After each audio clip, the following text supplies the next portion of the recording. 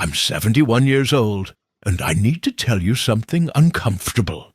Almost everything you've been taught about aging is wrong. Not just slightly wrong, completely wrong.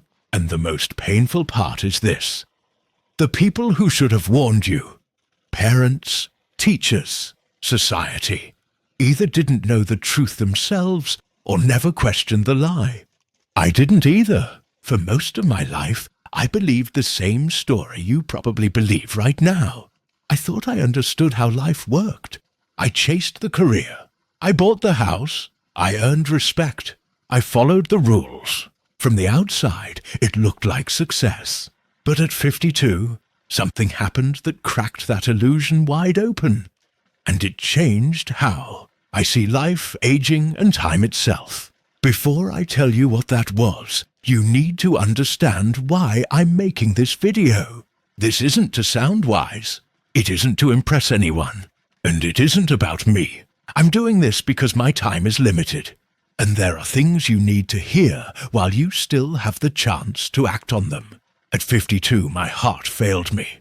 Doctors call it a cardiac event.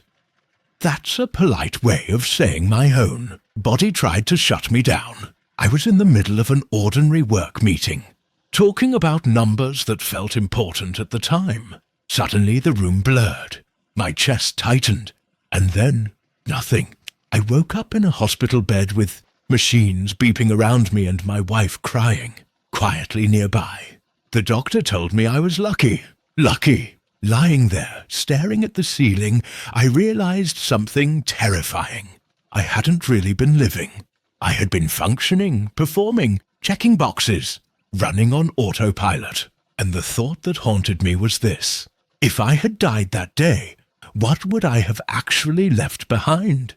A house someone else would live in. Savings someone else would spend. Achievements that would be forgotten within a few years. That's when I understood the most dangerous lie we all tell ourselves. I have time. I'll travel later. I'll slow down later. I'll enjoy life later. I'll be happy when things settle down. I've heard this from people in their 20s, 30s, 40s, even 50s. And here's the truth most people discover far too late. That later never arrives. The finish line keeps moving. You reach one goal and another replaces it. More money, more status, more responsibility, more pressure. Years pass quietly. And one day, you wake up old, wondering how life slipped through your hands so fast. I know, because I lived it. I spent decades climbing a ladder only to realize at the top that it was leaning against the wrong wall. And time doesn't let you rewind. Here's something no one tells you when you're young. Success is a terrible destination. I achieved what I set out to achieve. Titles, recognition, security. And the reward, a brief moment of pride, followed by emptiness. That satisfaction fades quickly, and then you're chasing the next thing. It's exhausting.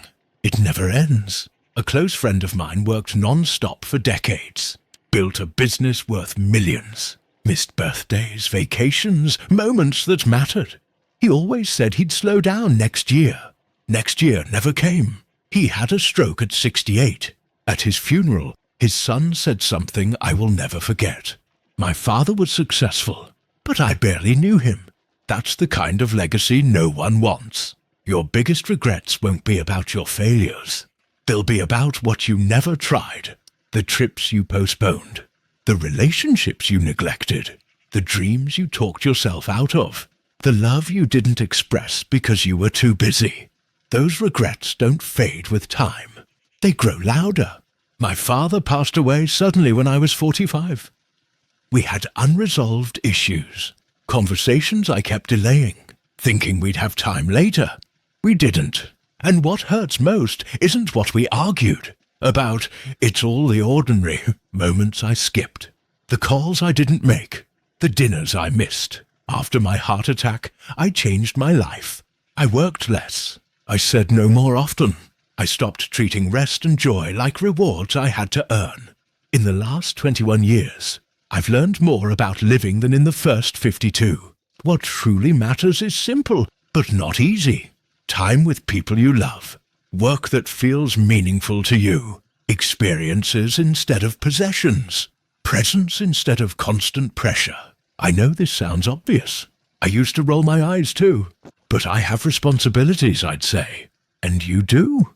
But don't trade your entire life for things that won't matter in the end. Ask yourself this, honestly. If your life ended tomorrow, would you feel content with how you lived? Not impressed, not admired, content. If the answer is no, what are you waiting for? Every morning now I wake up aware that my time is borrowed. We all live that way. We just don't all realize it. I see younger generations overwhelmed, anxious, chasing things that promise happiness but never deliver it. I see myself in them. That's why I'm sharing this. Because if even one person listens, truly listens, and chooses differently, it's worth it.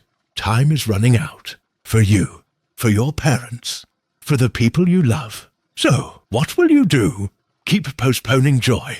Keep delaying connection? Keep assuming tomorrow is guaranteed? Or will you start living like your time matters? Because it does. If I could speak to my younger self, I'd say this.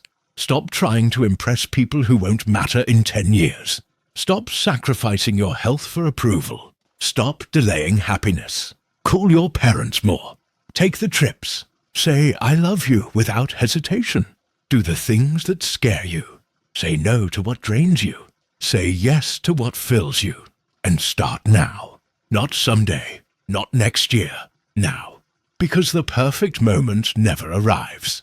I'm 71 years old. If I'm lucky, I may have a decade or two left. And I'm at peace, not because I achieved more, but because I finally started living on purpose. That's the irony of aging. When you realize time is limited, life becomes richer. You stop wasting it.